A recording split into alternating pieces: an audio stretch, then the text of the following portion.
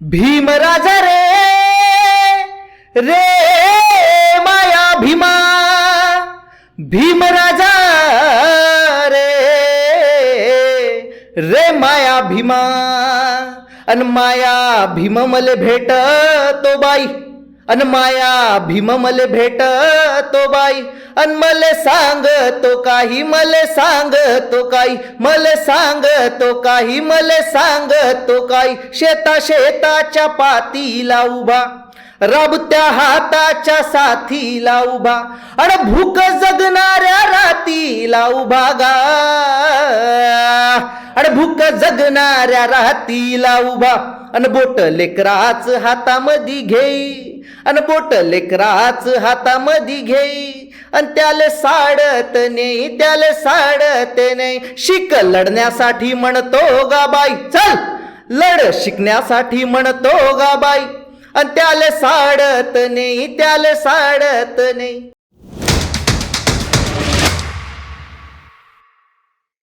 So hello and welcome to one more exciting episode of the Rahul Dongre show. दोस्तों, अगर आप सपना देखते हैं और सपने को अचीव करना चाहते हैं और आप समझते हैं कि नहीं मेरे ड्रीम में दम है, तो आज की स्टोरी जो होने वाली है वो आपके लिए है. भीमनगर से लेके कोलंबिया विश्वविद्यालय तक जाने की जो जर्नी है वो हम लोग आज बात करने वाले. हमारे साथ में है Vikas Tatad. Welcome to the show विकास.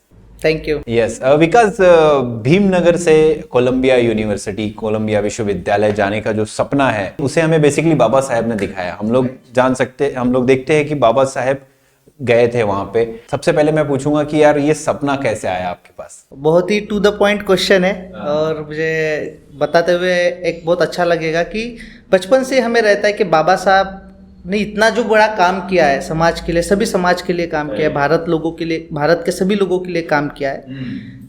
तो बाबा साहब ने ऐसा क्या किया? तो एजुकेशन पे ज़्यादा भर रहता है, लेकिन इंडियन एजुकेशन में हम पढ़ते वक्त तो हमें एक एक्सपीरियंस होता है कि यहाँ पे तो कुछ नहीं पढ़ाया जाता है ना. यहाँ तो बहुत ही रेगुलर स्कूलिंग है, मारपीट है ना, और टीचर न आना है. तो ये एजुकेशन से बाबा साहब तो नहीं बने होंगे, ऐसा मुझे थोड़ा सा पहले से ही समझ आया ड्यूरिंग माई स्कूलिंग. उसके बाद मुझे लगा कि बाबा साहब फॉरेन गए थे, स्पेशली कोलंबिया यूनिवर्सिटी गए थे, फिर लंदन में जो है वहाँ पे गए थे. तो 2015 में जब मैं ग्रेजुएशन कर रहा था उस समय बार्टी की कुछ योजनाएं सामने आई और उन्होंने फिर बताया कि हायर एजुकेशन में अगर आपको जाना है तो स्कॉलरशिप्स अवेलेबल है. तो 2015 में कॉमर्स करते वक्त मैंने उनका एक एग्ज़ाम दिया था और एग्ज़ाम में मुझे अच्छे मार्क्स आए और मैं उस बार्टी के प्रोग्राम में ज्वाइन हुआ. लेकिन पहले ही दिन मुझे वहाँ से निकाल दिया गया. उन्होंने बोला कि अगर आपको यूएस पढ़ना है या कोई भी यूनिवर्सिटी में पढ़ना है तो आपको आपका मिनिमम जो ग्रेजुएशन है 4 इयर्स का होना चाहिए. हाँ, तो उन्होंने बोला कि आपका जो कॉमर्स है वो 3 साल का है तो आप एलिजिबल नहीं हो.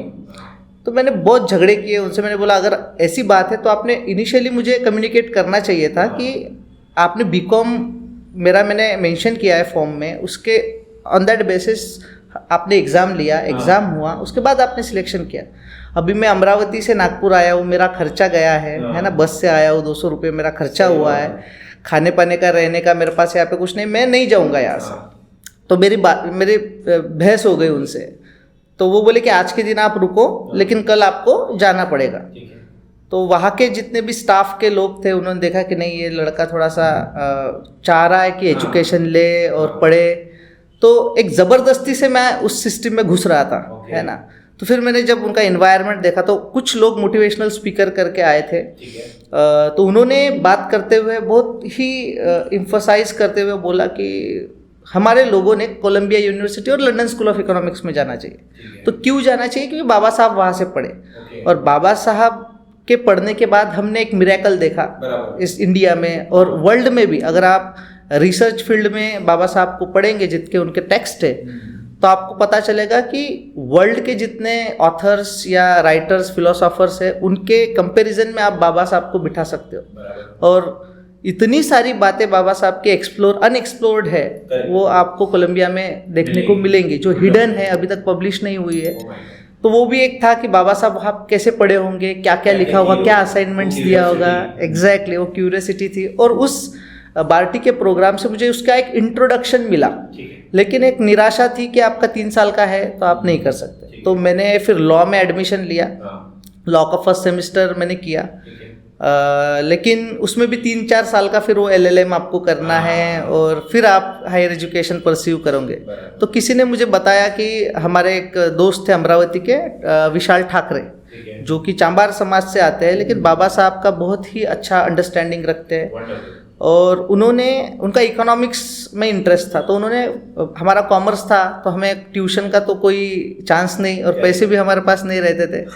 तो उस समय उन्होंने 500 रुपये में इकोनॉमिक्स ऐसा उन्होंने शुरू किया कि 500 रुपये आप दीजिए, आपको पूरा साल में जो भी इकोनॉमिक्स आपका होगा सिलेबस में वो आपको पढ़ाया जाएगा। तो हम सब लोग गए, वो 500 रुपये भी हमारा देना नहीं हुआ, लेकिन हम उनसे सीखे।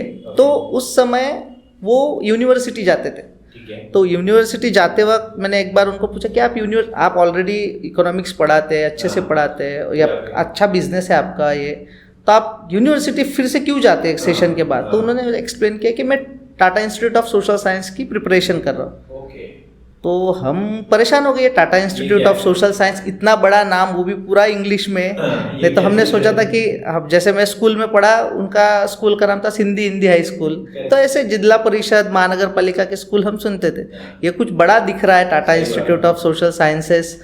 तो फिर उन्होंने एक इंट्रोडक्टरी हमें उसके बारे में बताया। तो और ये 2015 में मुझे पता चला कि मैं एलिजिबल नहीं हूँ। वास्तव में वो एक गलत इन्फॉर्मेशन थी।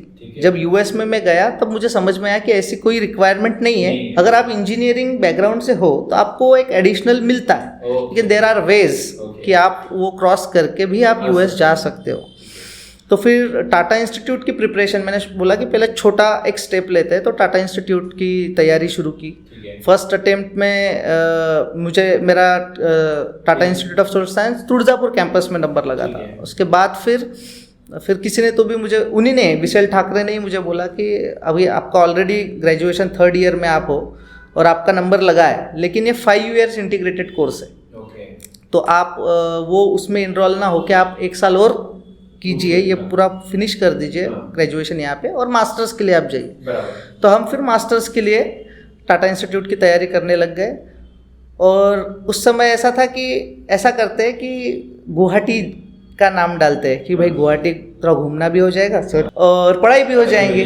तो गुवाहाटी, मुंबई, ऐसे 2 कॉलेज लोकेशंस में डाले और मेरा नंबर लग गया। और उसमें ऐसा होता है कि प्रायोरिटीज़ में आपको होता है, तो पहला गुवाहाटी में नंबर लगा और दूसरा आपका मुंबई में नंबर लगा।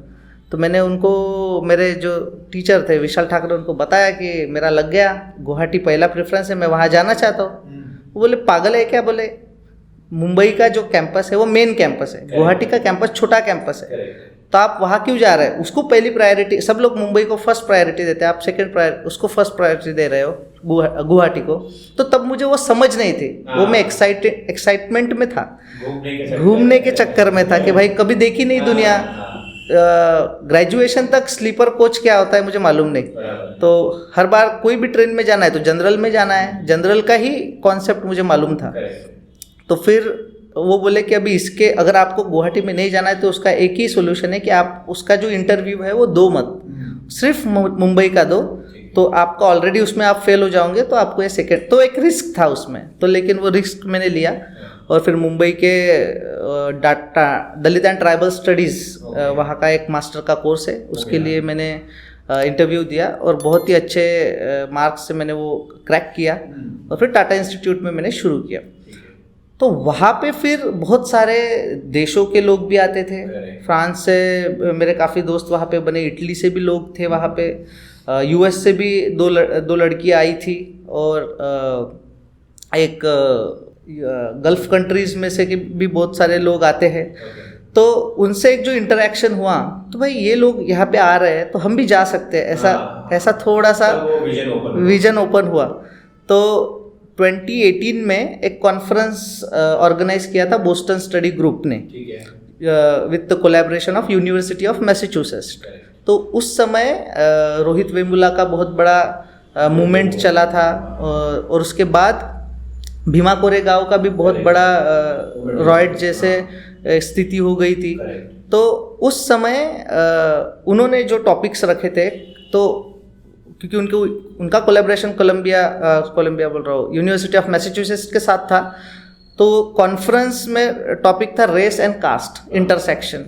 तो उस थीम को लेके आपको बताना है कि क्या क्या आप एक आधा स्टडी आप कर सकते हो, रिसर्च स्टडीज़। और ये तो उस समय डिजिटल एज में, क्योंकि ये जो पूरा रोहित वेमुला का कैंपेन है या फिर दूसरा हमारा भीमा कोरेगांव का है, तो ये सब मैसेजेस सर्कुलेट हुए थे सोशल मीडिया पे। तो सोशल मीडिया का इम्पोर्टेंस यहाँ के schedule caste, schedule tribe, OBCs में बढ़ रहा था, और सोशल मीडिया में डालने की वजह से 1 मई को पूरा भारत बंद हो गया था।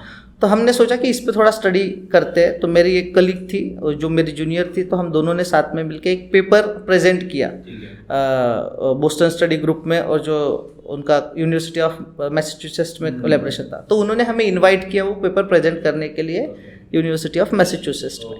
सो 2018 में हम दोनों यूएस गए ऑन टूरिस्ट वीज़ा। तो उन्होंने इनवाइट किया था और उन्होंने स्पॉन्सर किया था, तो बहुत ही इजीली हम जा पाए। तो वहाँ पे मैंने जो देखा कि वहाँ पे जो एजुकेशन सिस्टम है, वहाँ सिस्टमेटिक, हर बात सिस्टमेटिक है।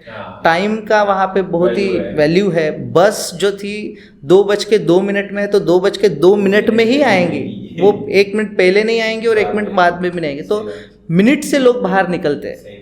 तो वो मुझे वहाँ पे देखने को मिला।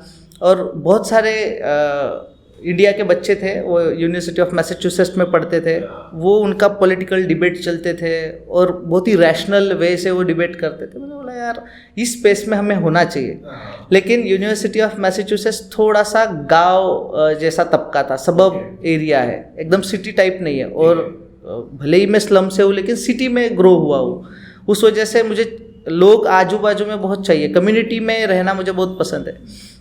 तो फिर मैंने वहाँ पे तो बोस्टन और कोलंबिया ये 2 घंटे का बस का सफ़र था। लेकिन हमारे पास हम 3-4 लोग थे, जो बाकी के भी लोगों के पेपर सिलेक्ट हुए थे। तो हमने सोचा कि हम कोलंबिया हमें जाना है, भले हमारे पास पैसे हो नहीं हो। तो हमने 2-3 लोगों से इंटरेक्शन किए, बोले कि हमें हमारे बस की टिकट करा दो, क्योंकि हमारे पास क्रेडिट कार्ड नहीं है, कुछ नहीं है, भले आपके पैसे हम इंस्टॉलमेंट में पे करेंगे, सब ऐसा बात करके हमने बोला हमें सिर्फ कोलंबिया जाना है, विजिट करना है। तो सोशल मीडिया का एक पॉजिटिव इम्पैक्ट ऐसे भी हुआ। तो मैंने एक पोस्ट डाला कि I am in Boston and want to visit Columbia University, if anyone living there just let me know. तो मेरी एक दोस्त जो टाटा इंस्टीट्यूट में मेरे साथ पढ़ती थी, जो क्लासमेट थी मेरी, वो यूएस में, देखिए तो ये अपर कास्ट क्या होता है कि इनके नेटवर्क्स ऑलरेडी होते हैं।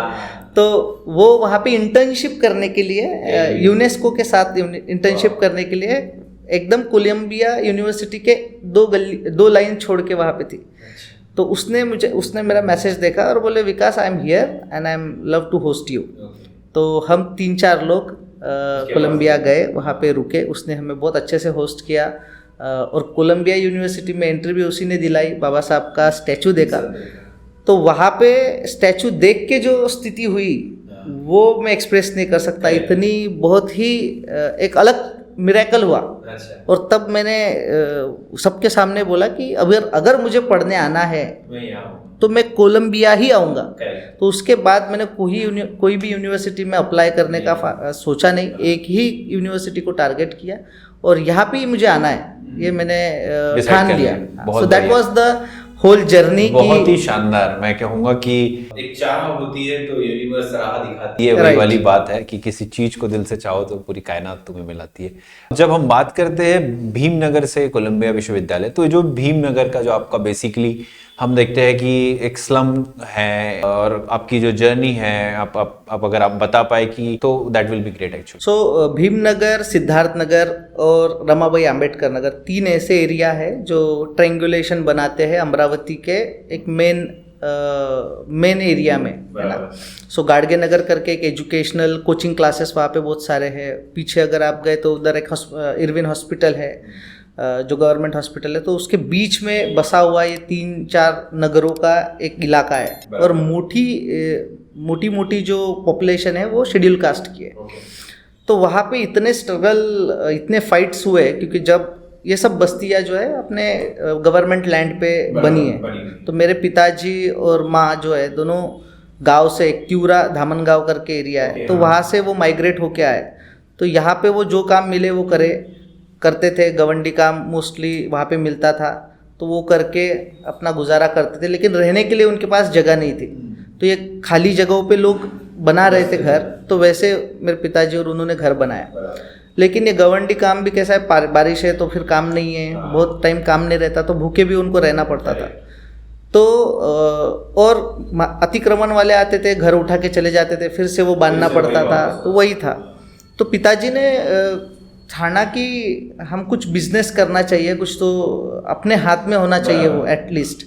तो उन्होंने चाय का कैंटीन शुरू करने का सोचा। तो पैसे नहीं है, तो आपको लोड गाड़ी लेना है, स्टोव लेना है, सब लेना है। तो मेरे दादी के अकाउंट में 5,000 रुपये थे, और मेरे पापा थोड़े शार्प थे, 12th उनका हुआ था और पुलिस भर्ती वो दे रहे थे।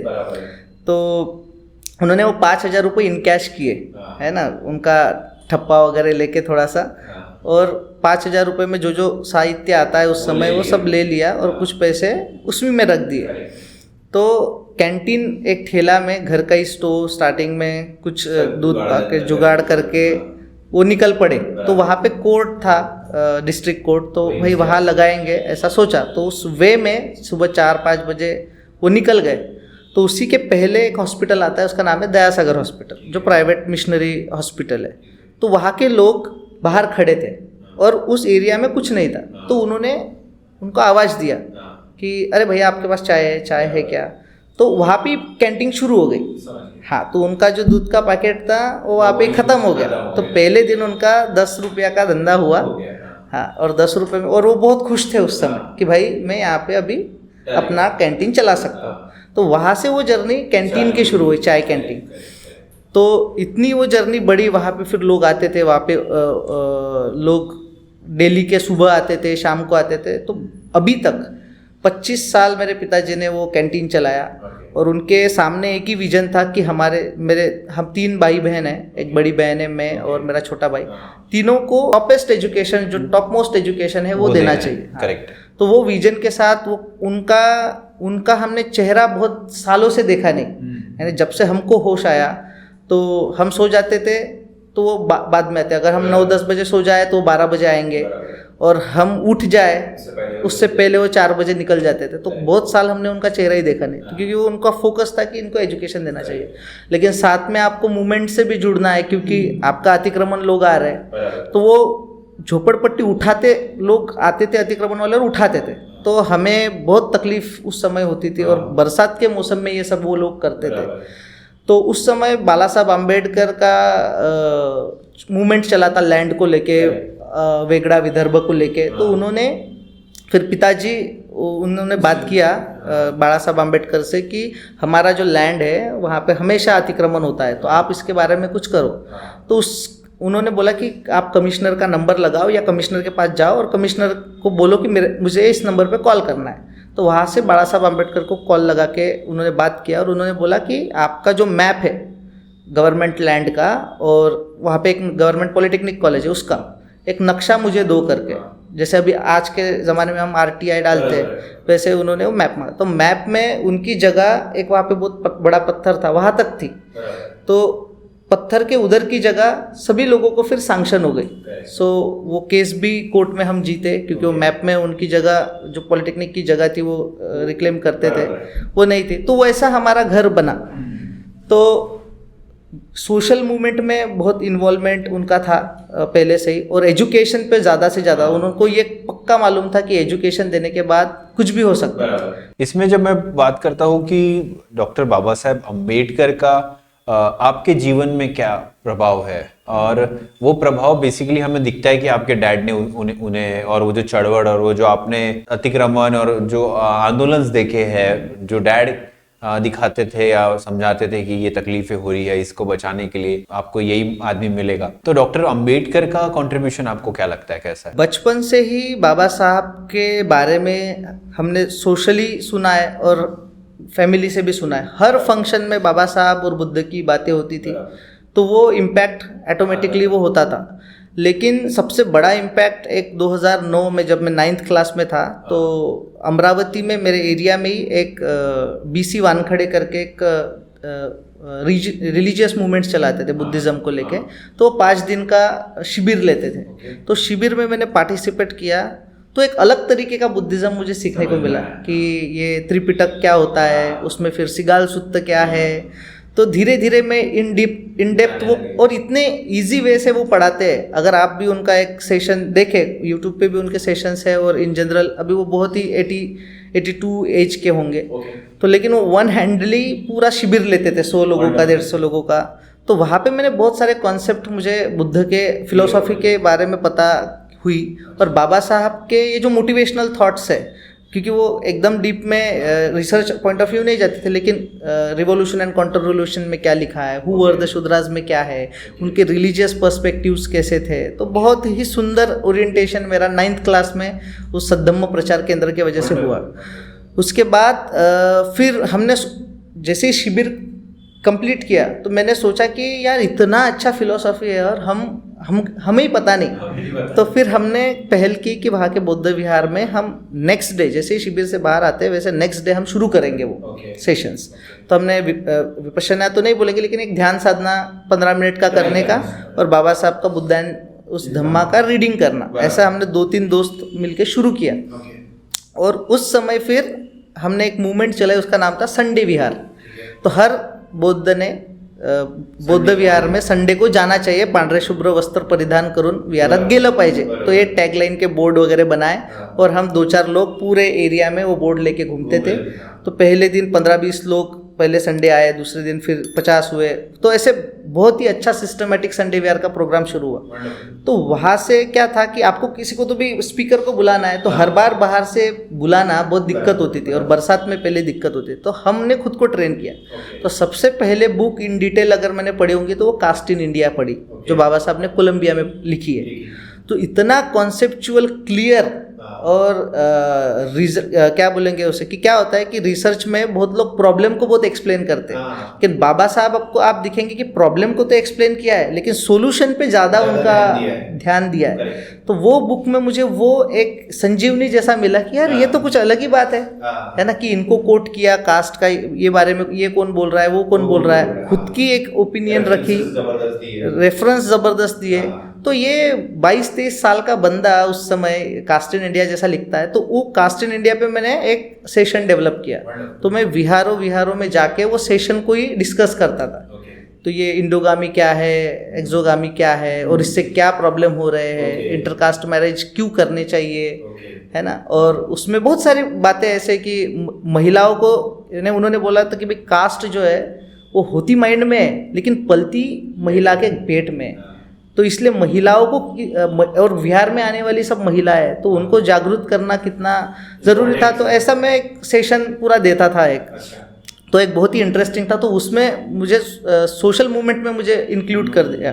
तो हमने एक भीमनगर से शुरू किया, सिद्धार्थ नगर से शुरू किया। तो ऐसे 10-12 विहार हमने अमरावती में एट ए टाइम संडे विहार का मिशन हमने शुरू किया। उसमें बहुत सारे साथीदार थे।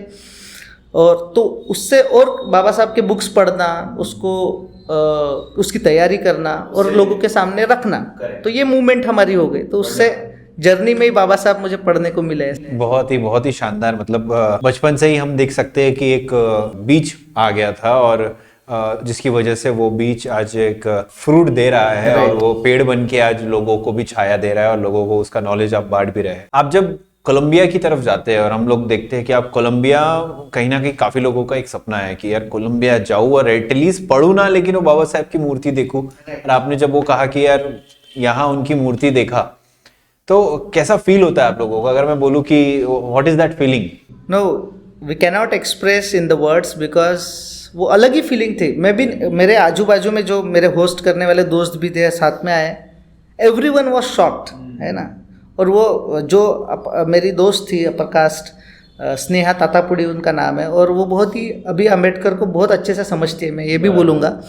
तो उसने जो बोला कि यार मैं कोलंबिया बहुत बार आई, है ना, मैं यहाँ पे ही रहती हूँ, बहुत बार मेरे दोस्तों के साथ हम घूमे, लेकिन तुम्हारे नज़रियों से मैंने जो बाबा साहब को यहाँ देखा वो मैंने कभी नहीं देखा। हाँ, कभी नहीं देखा। तो वहाँ पे मैं हर बार एक ही स्टेटमेंट बोलता था, अगर मुझे आना है तो मैं कोलंबिया ही आऊँगा, नहीं तो नहीं आऊँगा। तो ये रिपीटेटिव जो ये बिहेवियर होता है, मैनिफेस्टेशन और ये जो क्लियरिटी मिली आपको, पर्पस मिल गया, एग्जैक्टली। और करना तो ये है, राइट। और जहाँ पे वो लाइब्रेरी है, लेमन्स लाइब्रेरी में वो स्टैचू है, उसके वो पूरी लाइब्रेरी में आप फिर एक हाथ किताब पढ़ते हो तो आप रियलाइज करते हो कि बाबा साहब यहाँ पर बैठे होंगे, बुक को ऐसा पलटाया होगा। तो हर बात वो सेंसिटिव थी, हर बात। पैर भी रखा तो बाबा साहब ने यहाँ पे पैर रखा होगा, बाबा साहब ने यहाँ पे जाके ये पेपर उठाया होगा, पेपर पढ़ा होगा। तो ये सभी मेमोरीज वो ऑटोमेटिकली रीजनरेट होती थी। तो वो एक्सप्रेस करना बहुत मुश्किल है, लेकिन मैं एक बात वहाँ से जो लिया कि मुझे आना है तो कोलंबिया आना है। तो वो मैंने एक ध्येय बना लिया। कैसे आना है नहीं मालूम, हाँ, कोई आया है क्या नहीं मालूम, पूरे फैमिली में कोई है क्या नहीं है, कम्युनिटी में भी कोई ऐसा नहीं है कि जो कोलंबिया में है क्या पता नहीं, वो सब देखूंगा, वो मेरे को नहीं पता, लेकिन मेरे को आना है तो कोलंबिया। तो ये हर बार मैं रिपीट करता था। और आज जितने भी वो मेरे दोस्त है, और जब मैंने कोलंबिया आया तो अभी वो कैलिफोर्निया में वो दोस्त रहती है, और बाकी लोग भी जो आते थे वो सब बोलते हैं कि नहीं, तूने जो बोला था वहाँ पे वो तूने करके दिखाया। नहीं, वो बहुत ही सही बात है। ये हर एक के लिए मैं सजेशन दूंगा कि जब लाइफ में क्लियरिटी हो जाए ना, और सारे बादल हट जाए कि करना क्या है, राइट, और मेरे को लक्ष्य दिख गया, तो फिर energy is there, universe is there, और चीजें आपको मिलती है। और ये बहुत बड़ा एग्जाम्पल है, आप उसका बहुत ही शानदार एग्जाम्पल हो। जब हम बात करते हैं आपकी जर्नी की, आपने एजुकेशन में मल्टीपल थिंग्स करने के बाद आप कोलंबिया तक गए। कोलंबिया में आपका जो जर्नी रही, कोलंबिया में आप शायद स्टूडेंट नेता भी रहे और ये सब चीजें भी रही, तो उसके बारे में थोड़ा हमें बता पाए तो। राइट। सो कोलंबिया ये तो हो गया कि मुझे फाइनल हो गया, ये गोल है भाई, कोलंबिया जाना है। लेकिन उसको जाने के लिए जब वो एक एक स्टेप मैं ढूंढ रहा था, कर रहा था, तो बहुत सारी दिक्कतें आई। 2018 में मैंने डिसाइड किया, लेकिन 2022 में मेरा नंबर लगा। तो ये 4-5 साल में मैंने एजुकेशन में कौन सा कोर्स मुझे करना है तो उसमें एक्सपीरियंस लिया। तो 18 के बाद एक अध्ययन एशिया करके ऑर्गेनाइजेशन है जो एजुकेशन में काम करती है, तो उनके साथ मेरा कांटेक्ट आया। तो उनका काम था कि वर्ल्ड नहीं, भारत के जो टॉप स्कूल्स है उनका स्कूल रिव्यू करना कि उनका क्वालिटी क्या है एजुकेशन का। तो मैं ऑलमोस्ट हर स्टेट की स्कूल्स को मैंने इवेल्युएट किया है। तो वो जो एक्सपीरियंस था मुझे, और एक हम पता है कि हमें कास्ट के जो डिस्क्रिमिनेशन हम फेस करते हैं स्कूल से लेके सभी तबकों तक, तो वहाँ मुझे देखने मिले as a observer, as a evaluator कि वो कैसे काम करता है क्लासरूम में, एक टीचर किस तरीके से कम्युनिकेट करती है, एक हर टॉपिक को किस तरह प्रेजेंट करती है कि उसमें कास्ट हो। सो तमिलनाडु में मैं गया, नॉर्थ ईस्ट के सभी स्टेट्स में मैं गया, इवन महाराष्ट्र से रिलेटेड कर्नाटका और आजू बाजू के जो स्टेट्स है, उड़ीसा में भी गया। हर स्कूल में मुझे कास्ट दिखी, हर स्कूल में कास्ट थी, वो अलग अलग फॉर्म्स में थी। क्योंकि अगर टीचर कॉन्स्टिट्यूशन पढ़ाता है तो पूछेगा कि सबसे आपको अच्छी बातें कौन सी लगेंगे, तो आप फंडामेंटल राइट्स बोलेंगे, है ना, और बाकी के जो जितने भी डायरेक्टिव प्रिंसिपल्स बोलेंगे। लेकिन आपको पूछा तो वो जानबूझ के टीचर क्या पूछेंगे कि आपको सबसे खराब क्या चीज़ लगेंगे, तो वो आरक्षण की बात आ जाएंगे कि भाई सबसे खराब अगर कुछ है कॉन्स्टिट्यूशन। हाँ, एग्जैक्टली। तो ये एक टॉपिक हुआ। फिर संस्कृत का टॉपिक एक क्लासरूम में मैंने ऑब्जर्वेशन में था कि टीचर इंग्लिश संस्कृत पढ़ा रही है, तो वहाँ पे एक ब्राह्मण है, तो उसको उठा के कि भाई आप तो इसके प्रकांड पंडित हो, यू नो एवरीथिंग। और संस्कृत में भी ब्राह्मण्स को ऊपर वर्चस्व में दिखाया। तो ये जो बातें थी जो वो उनको रियलाइज भी नहीं होती कि हम कर रहे हैं। तो मैंने देखा कि छोटे छोटे ऑब्जर्वेशंस, एक पन्नूर में जो चेन्नई में है डॉन बॉस्को की स्कूल, वहाँ पे भी देखा मैंने। वहाँ पे मोस्ट ऑफ दी स्टूडेंट्स जो आते थे वो स्लम्स से आते थे, रविदासी कम्युनिटी से आते थे, साफ सफाई करने वाली कम्युनिटी से आते थे। तो वहाँ पे जो टीचर्स का बिहेवियर था, वो जैसे ही टीचर ने एंटर किया क्लासरूम में, ये 4-5 बच्चे बाहर जाके बैठ जाते थे। अच्छा। तो मैं परेशान हो गया भाई, मुझे लगा कि ये मस्ती कर रहे होंगे या कुछ हो रहा होगा। तो मैंने उनको पूछा, अरे यार आप क्यों बाहर बैठे हो? वो बोले सर ऐसा है, बोले कि जो टीचर समझाती है वो समझता नहीं। तो मैंने बोला यार समझता नहीं ठीक बात है, लेकिन वो टीचर का काम है ना समझाना आपको, अगर नहीं समझा तो। लेकिन बाहर क्यों बैठे, आपको कुछ पनिशमेंट मिली मस्ती? बोले नहीं। बोले फिर मैंने बोला प्रॉब्लम क्या है? वो बोले प्रॉब्लम, बोले मेरे दिमाग में है, ऐसे हाथ करके वो बता रहा है कि मेरा दिमाग कम है सर, मैं टीचर को अच्छे से पढ़ाती है, सब उसका बराबर है, लेकिन मेरे दिमाग में जाता नहीं, इसलिए मैं बाहर बैठ के दूसरों को डिस्टर्ब भी नहीं करता और मैं चुपचाप बाहर निकल जाता हूँ। तो ये स्टेटमेंट जो है, तो उसके बाद मैंने टीचर को पकड़ा बाद में और उनको बोला कि you can not do this, है ना, अगर बच्चे को नहीं समझ रहा है तो you have to develop your own teaching style, जो हर बच्चे को समझे, है ना, आप इसको ऐसा एक्सक्लूड नहीं कर सकते, this is totally casteist act. तो उसको भी रियलाइज हुआ जो उसको पहले रियलाइज नहीं होता। तो ऐसे कुछ ऑब्जर्वेशन वहाँ हुए। और क्वालिटी के बारे में मुझे अगर बताऊँ तो 90% स्कूल्स ओवरऑल इंडिया की जो टॉप स्कूल भी कहलाती है वो भी क्वालिटी में कहीं की भी नहीं है।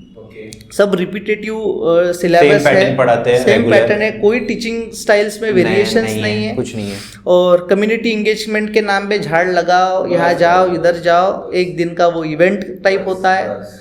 और क्लासरूम्स में भी जो टीचर्स है उनके जो कन्वर्सेशन और उनका एक दूसरे को कि भाई सपोर्टिव है, वो कैसा है कि भाई इसको छुट्टी मिला है तो उसका क्लास मैनेज कर ले, बस उतना ही है, 1 घंटा निकाल दे। एग्जैक्टली। तो वो एक बहुत ही डिस्पैरिटी मुझे दिखी, बहुत ही लो क्वालिटी ऑफ एजुकेशन मुझे स्कूल्स में ये सब दिखा। तो फिर मैंने डिसाइड किया कि हमें एजुकेशन में मुझे करना है और स्पेशली एक कास्ट सेंसिटाइजेशन प्रोग्राम हो इंडिया में, इंडिया लेवल पे हर स्कूल में वो चले। मेरे वो बात जहन में वो बैठी, यानी हर बार घूम रही थी कि जैसे जेंडर सेंसिटाइजेशन प्रोग्राम हमारे पास है कि भाई कैसे जेंडर का एक डिस्क्रिमिनेशन होता है उसके बारे में डिस्कस होता है ना, हेल्थ को लेके डिस्कस होता है, वैसे कास्ट के बारे में क्लासरूम में डिस्कस हो और फिर उस पर सोल्यूशन निकाले जाए। हाँ, तो उस जर्नी को लेके फिर कोलंबिया में मैं कोर्सेस सर्च कर रहा था कि कौन से कोर्सेस मुझे अलाइन करते हैं मेरे इंटरेस्ट को लेके। तो वहाँ पे टीचर्स कॉलेज है कोलंबिया यूनिवर्सिटी में। कोलंबिया यूनिवर्सिटी बहुत बड़ी यूनिवर्सिटी है, उसमें बहुत सारे अलग अलग स्कूल्स है। अगर आपको इंजीनियरिंग पढ़ना है तो फू फाउंडेशन स्कूल है, अगर आपको क्लाइमेट चेंज पढ़ना है तो अर्थ इंस्टीट्यूट है। वैसे ही अगर आपको एजुकेशन के बारे में पढ़ना है तो टीचर्स कॉलेज करके है। सो टीचर्स कॉलेज के बारे में मैंने जानकारी इकट्ठा करना शुरू किया, तो उसमें मुझे पता चला कि यहाँ पे जॉन डुई इसके फाउंडर है। अच्छा। जो बाबा साहब को ऑलरेडी उन्होंने पढ़ाया है। उसके बाद साइकोलॉजी में एल्बर्ट एलिस बहुत उनका रैशनल इमोशनल बिहेवियरल थ्योरी उनका बहुत फेमस है, तो उनको मैंने पढ़ा, वो भी वहाँ से ही पढ़े थे। सो मैंने बोला कि ये इंस्टीट्यूट को हमें फोकस करना चाहिए, तो उसको फोकस करते हुए उसमें एक कोर्स था इंटरनेशनल एंड कंपैरेटिव एजुकेशन, जहाँ अलग अलग देशों की आप एजुकेशन पॉलिसी को कंपेयर करते हो और एक स्टैंडर्ड एजुकेशन पॉलिसी उस देश की उस कॉन्टेक्स्ट के हिसाब से क्या होनी चाहिए वो पढ़ने को वहाँ मिलेंगी। तो उस कोर्स को मैंने इनरोल किया। फर्स्ट ईयर में मेरा उसमें नहीं हुआ 2021 में, लेकिन 2022 में मेरा वो हो गया। लेकिन दिक्कत थी कि एडमिशन तो मिल गई है लेकिन आपका स्कॉलरशिप का बहुत बड़ा दिक्कत है। और बोले ना बोले लेकिन यहाँ के एक प्रॉब्लम ऐसा है कि वो शेयरिंग नहीं हो पा रहा है। जो यहाँ पे जो स्कॉलरशिप्स अवेलेबल है, अभी ये परदेशी शिष्यवृत्ति है ना, तो इसको एक एलीट काइंड ऑफ स्कॉलरशिप जैसे रख दिया है। तो यहाँ पे जो बच्चे आने वाले हैं वो एक ही लाइन ऑफ थिंकिंग के, एक ही लाइन ऑफ बैकग्राउंड के दिखेंगे, है ना। उसमें यानी कास्ट विद इन क्लास आपको वेरिफिकेशंस इसमें दिखेंगे। सभी अधिकारियों के बच्चे आप दिखेंगे, बहुत बड़े बिजनेसमैन के बच्चे दिखेंगे। आप उनके घर में मिलने जाओ तो एकदम सोफिस्टिकेशन उनमें दिखेगा।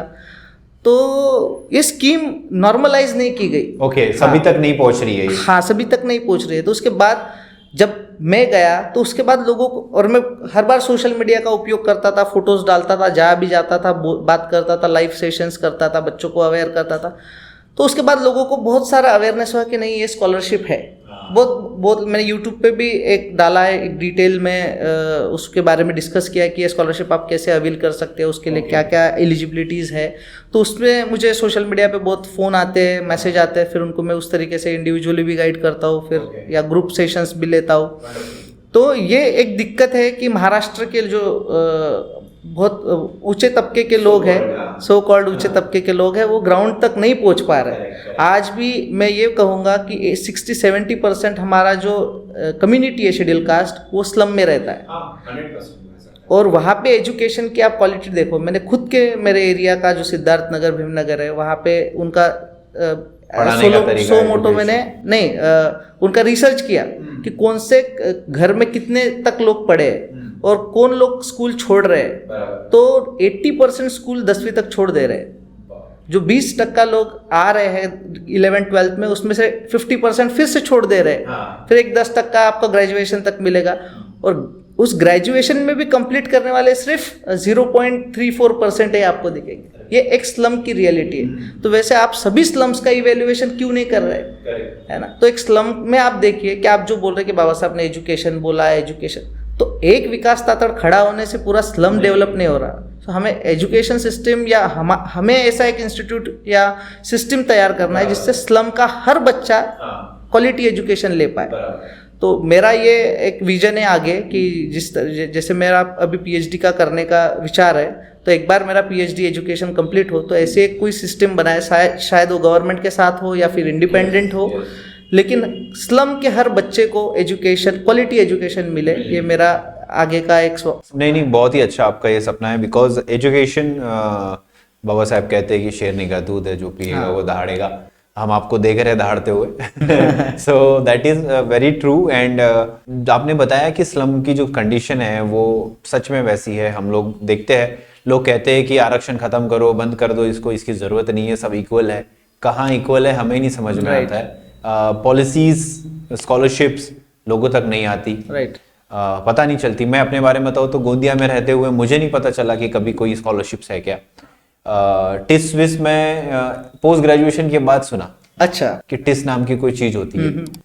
मैं पहले हमेशा पूछता था कि यार हिस्ट्री मेरा फेवरेट सब्जेक्ट है, हिस्ट्री में करियर कैसे करें? राइट, किसी को नहीं पता, किसी को नहीं पता। राइट, कैसे करियर करना है। राइट, रेगुलर पैटर्न, चलो 10वीं हो गया, साइंस ले ले, साइंस हो गया, दोस्त कहाँ जा रहा है, चल मैं भी इंजीनियरिंग जाएगा तेरे साथ। राइट। बाद में रियलाइजेशंस होती है चीजों की। तो ये चीजें हैं, बहुत ही अच्छे से आपने एक्सप्लेन किया।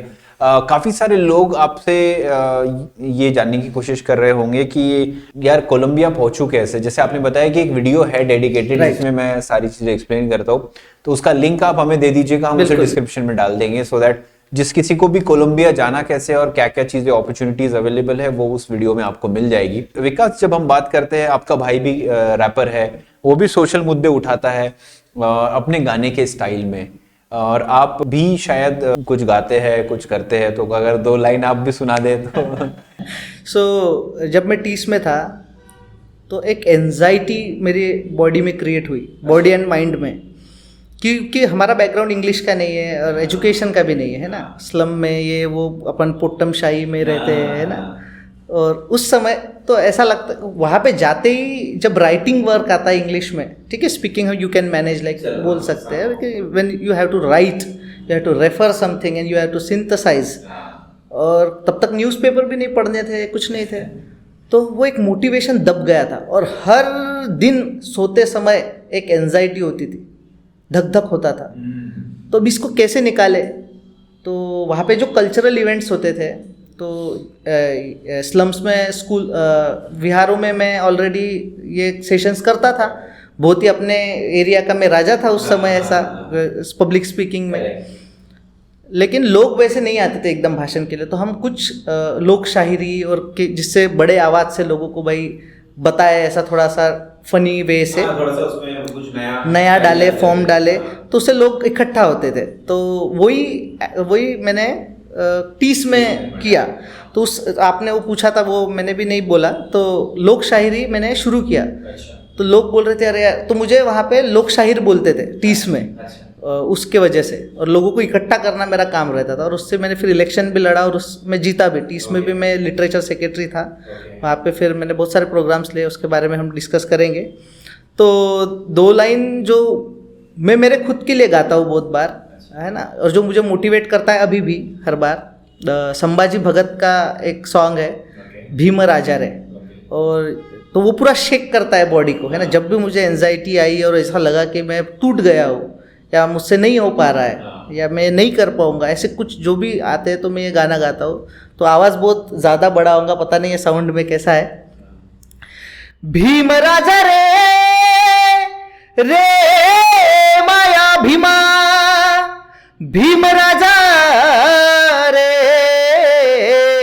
रे माया भीमा, अन माया भीम मले भेट तो बाई, अन माया भीम मले भेट तो बाई, अन मले सांग तो काही, मले सांग तो काही, मले सांग तो काही, मले सांग तो काही. शेता शेताच्या पातीला उभा, राबत्या हाताच्या साथीला उभा, अन भूक जगणाऱ्या रातीला उभा गा, अन भूक जगणाऱ्या रातीला उभा. अन बोट लेकराच हातामध्ये घेई, अन बोट लेकराच हातामध्ये घेई, अन त्याले साडत नाही, त्याले साडत नाही. शिक लढण्यासाठी म्हणतो गा बाई, चल लढ शिकण्यासाठी म्हणतो गा बाई, अन त्याले साडत नाही, त्याले साडत नाही. Wonderful wonderful, superb sound and बहुत अच्छी आवाज भी है आपकी. थैंक यू सो मच ये वर्ड्स आपको सुनाने के लिए, सही में शेक करते हैं. एंड हम इमेजिन कर पा रहे हैं कि जिस तरीके से जब आप इसको कोलंबिया विश्वविद्यालय में गा रहे होंगे, राइट, फॉरेनर्स के सामने गा रहे होंगे, इंडियंस के सामने गा रहे होंगे, तो you will get lots of appreciation वहाँ पे. आपने शायद जैसे आपने बताया कि टिस में भी आप पॉलिटिक्स या कह सकते हैं स्टूडेंट पॉलिटिक्स में थे, सेम आपने कोलंबिया में भी किया है, तो उसके बारे में कुछ बताया. सो टीस में मैं लिटरेचर सेक्रेटरी था और सावित्रीबाई फुले जयंती हमने शुरू की. उसके बाद एक दलित फिल्म फेस्टिवल, तो हम दलित फिल्म फेस्टिवल नहीं बोला उसे, लेकिन अम्बेडकरेट फिल्म फेस्टिवल जैसे हमने शुरू किया. और मोस्ट ऑफ दी जो लिटरेचर है, जो दलित साहित्य के नाम से जाना जाता है, उनको हमने आमंत्रित किया. वहाँ पे नागपुर के भी लोकनाथ यशवंत करके थे, मुंबई के सुनील अभिमान अवचार जो ग्लोबल पोएट करके फेमस है, उनके चित्र बहुत ही फेमस है, उनको बुलाया और उनको अवार्ड्स भी दिए. और पूरे देश में से अलग अलग लोगों को हमने इनवाइट किए थे. एज अ लिटरेचर सेक्रेटरी वो मैंने किया था. सेकंड सबसे इम्पोर्टेंट था कि 2018 में स्कॉलरशिप बंद कर दी थी TISS ने, शेड्यूल कास्ट और शेड्यूल ट्राइब के लिए. तो वो फिर से रिवाइज्ड करे और फिर से एज इट इज़ वो स्कॉलरशिप रखे. उसके लिए सबसे बड़ा आंदोलन जो किया वो हम ही ने किया, हमारे नेतृत्व में, वो अम्बेडकर स्टूडेंट एसोसिएशन. और हम पॉलिटिक्स के हम इंस्टीट्यूट से निगोशिएशन करते थे. उस समय हमने टाटा को भी बहुत बार अप्रोच किया, रतन टाटा को. उसके बाद गवर्नमेंट से भी हमारी बात चलती थी, स्टेट गवर्नमेंट और सेंट्रल गवर्नमेंट से भी. और हमारे भी जो लोग हैं जो खुद बहुत बड़े बिजनेस तबके में पहुंच चुके हैं, उन्होंने भी इस स्कॉलरशिप के लिए कंट्रीब्यूशन करे. तो ऐसा तीनों का मिलाप करके आप स्कॉलरशिप तैयार कीजिए. तो इंस्टीट्यूट ने डिसाइड किया कि हम आगे वाले 2 साल जो है स्कॉलरशिप वैसी एज इट इज़ रखेंगे, लेकिन 2 साल के बाद 2020 में आपको पैसा भरना पड़ेगा. ट्यूशन फीस हम माफ़ कर देंगे, लेकिन आपको रहने खाने का खर्चा करना है. तो फिर महाराष्ट्र गवर्नमेंट ने एक पॉलिसी बनाया जिसका हम नाम लेते हैं स्वधार योजना, जिससे अगर कोई बच्चा सिटी में आता है पढ़ने के लिए गांव से, तो उसको रहने खाने का एक भत्ता दिया जाता है, उसको निर्वाण भत्ता बोलते हैं, है ना, लिविंग एक्सपेंसेस के लिए. तो वो गवर्नमेंट ने शुरू किया. तो हर लेवल पे वो स्कॉलरशिप का एक हुआ. और बहुत सारे अम्बेडकर मेमोरियल लेक्चर वहाँ पे हमने ऑर्गेनाइज किए. पहली ट्रिप हमने भीमा कोरेगांव की, जब ये दंगे हुए 17-18, तो उस समय हम प्रॉपर एक ट्रिप लेके गए थे. टाटा इंस्टीट्यूट की खुद की गाड़ी हमने करके बुक करके मेरे फंड से मैंने एक ट्रिप कराया था कि एज अ हिस्टोरिकल प्लेस. और फिर बच्चे वहाँ पे बात किए, अवेयरनेस किए. तो सारे बच्चे उस प्रोटेस्ट में थे. और जब वो राइट हुआ तब वो पूरे बच्चे टीस के जो मूवमेंट से जुड़े थे वो वहाँ पे थे. तो वहाँ से वो जर्नी शुरू. तो हर साल अभी वो भीमा कोरेगांव ट्रिप लेके जाते हैं टाटा इंस्टीट्यूट से. तो वो भी हुआ. कोलंबिया में पहले में वहाँ पे इंटरनेशनल एंड ट्रांसकल्चरल स्टडीज़ करके एक है, तो वहाँ का मैं सीनेट हुआ. तो पहले चुनाव हमारे विद इन स्कूल में थे, तो बहुत ही आसान तरीके से हुए. मैं वहाँ पे लाइब्रेरी में एक छोटा मुझे जॉब मिल गया. तो वहाँ के प्रोफेसर्स लोगों के साथ, स्टूडेंट्स के साथ बहुत अच्छा कम्युनिकेशन हुआ. तो मुझे पहचानने लगे कि ये स्कूल में ये बच्चा है. तो मेरा नॉमिनेशन बहुत ही आसानी से हो गया और मैं सीनेट हुआ.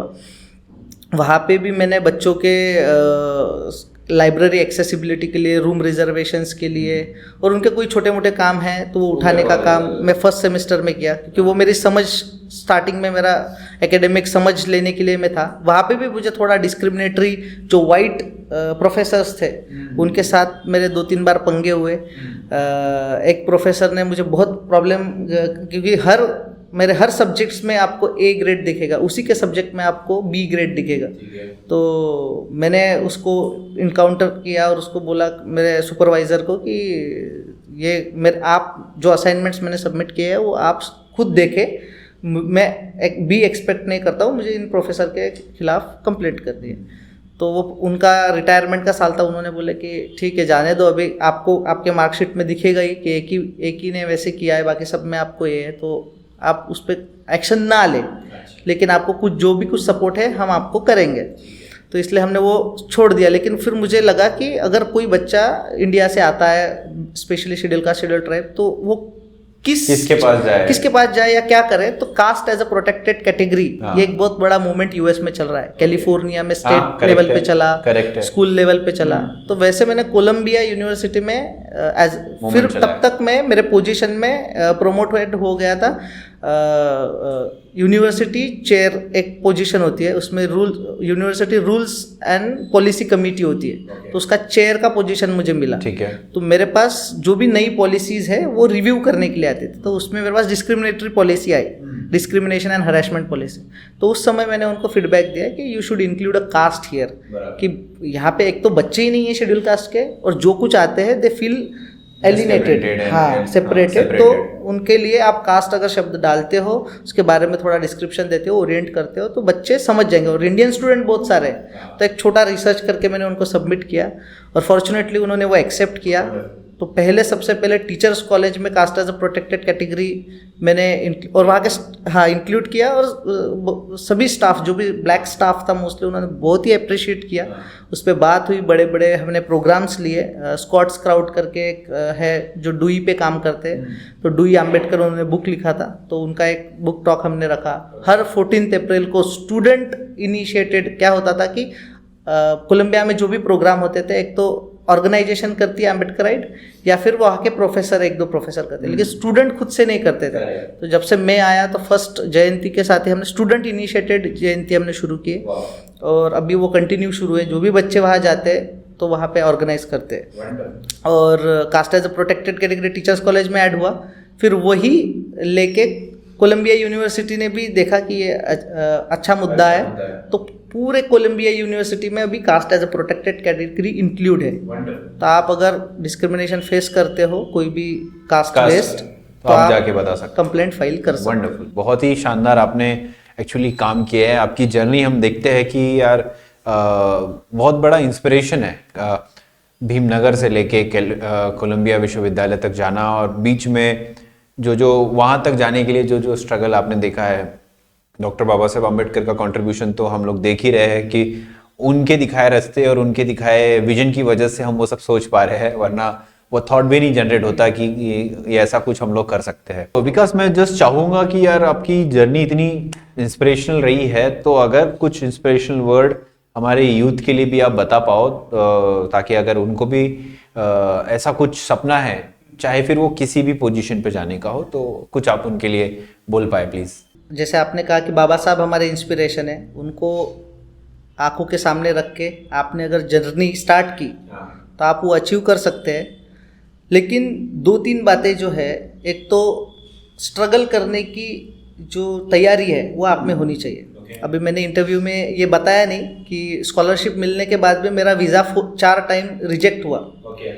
तो बहुत लोग मुझे बोलते थे कि यार छोड़ दो, अभी कोलंबिया का जो है आपको बाकी यूनिवर्सिटी में आराम से मिल जाएगा, तो आप यूके चले जाओ, कनाडा चले जाओ। लेकिन मैंने बोला नहीं, जाना है तो कोलंबिया, नहीं तो नहीं जाना है। तो ये जो मेरा लाइन था, जो कंसिस्टेंसी थी एक ही जगह फोकसली जाने की, तो उसने मुझे बहुत सपोर्ट किया। बहुत स्ट्रगल करना मिला, लेकिन वो स्ट्रगल में बहुत ही मज़ा आया, है ना। तो आप ऐसा मत सोचो कि घर पे बैठ के मैं लैपटॉप के सामने खड़ा हूँ और एप्लीकेशन कर रहा हूँ और मुझे सब कुछ आसानी से मिल जाएगा। ऐसा नहीं, हर चीज़ की तैयारी रखो, स्ट्रगल करने की तैयारी रखो। भले ही आप स्लम में रहो, गांव में रहो, कहाँ पे भी रहो, लेकिन आपने अगर चाह लिया कि नहीं, कोई भी चीज़ जो अवेलेबल है वो अचीवेबल है। और जैसे आप मेरे घर आओ सिद्धार्थ नगर, भीमनगर, तो आप देखोगे कि तो जाने के लिए भी रास्ता नहीं है। लोग जब मेरा एडमिशन हुआ, लोग आए तो गाड़ी रखने के लिए जगह नहीं थी, तो लोग आधा किलोमीटर गाड़ी लगा के फिर पैदल आते थे। तो उन्होंने वो देख के कॉन्टेक्स्ट उनको लगा था ये कि ये पॉसिबल नहीं है। एक ने तो वहाँ पे बोला तो कि ये तो सपने को भी सपने गिरना जैसी बात हो गई है ना। आदमी अमरावती के बाहर नहीं जा रहा है या फिर भारत के यानी स्टेट के बाहर नहीं जा रहा है, कोलंबिया यूनिवर्सिटी जो बाबा साहब पढ़े वहाँ जा रहा है, तो हम भी जा सकते हैं। वो जो एक माइंडसेट बिलीव जनरेट हुआ, तो मैं यही चाहूँगा कि आप भी वो बिलीव जनरेट करें, पहले खुद के लिए जनरेट करें कि अगर कोई गया है तो हम भी जा सकते हैं। और अभी स्टार्टिंग में जो लोग प्रिपरेशन कर रहे हैं उनके आप कांटेक्ट में रहे, आप मुझे भी कांटेक्ट कर सकते हैं। मेरे सब सोशल मीडियाज़ पे मैं अवेलेबल हूँ। भले टाइम का थोड़ा डिफरेंस हो सकता है क्योंकि यूएस का टाइम और यहाँ का टाइम थोड़ा मिसमैच है, डायरेक्ट अटेंटिव नहीं हो पाता, लेकिन आपका बैकग्राउंड कुछ भी हो, फाइनेंशियली बैकग्राउंड कुछ भी हो, आपका एजुकेशनल बैकग्राउंड कुछ भी हो, आप मराठी मीडियम से हो या कुछ भी यहाँ से हो, आप एजुकेशन लेते वक्त काम भी कर रहे हो, क्योंकि मैं भी ग्रेजुएशन तक मेरे पापा के चाय कैंटीन में ही काम करता था, तो चाय बनाना, भजे तलना, वड़े बनाना सब मुझे आता है। अगर मैं कुछ नहीं कर पाऊँ तो मैं वो कर सकता हूँ और अपना जीवन जी सकता हूँ। तो मेरे पैसा कमाने की जो इच्छा आकांक्षा है वो बहुत बड़ी नहीं है, लेकिन एजुकेशन एक ऐसा कैपिटल है जो आपको लाइफ टाइम आपको सब कुछ दे सकता है। तो आप एजुकेशन पे फोकस करें, थोड़ा टाइम लगेगा लेकिन आपको बहुत अच्छा जीवन जीने के लिए वो हेल्प करेगा, क्योंकि दूसरा हमारे पास कुछ नहीं। बराबर है।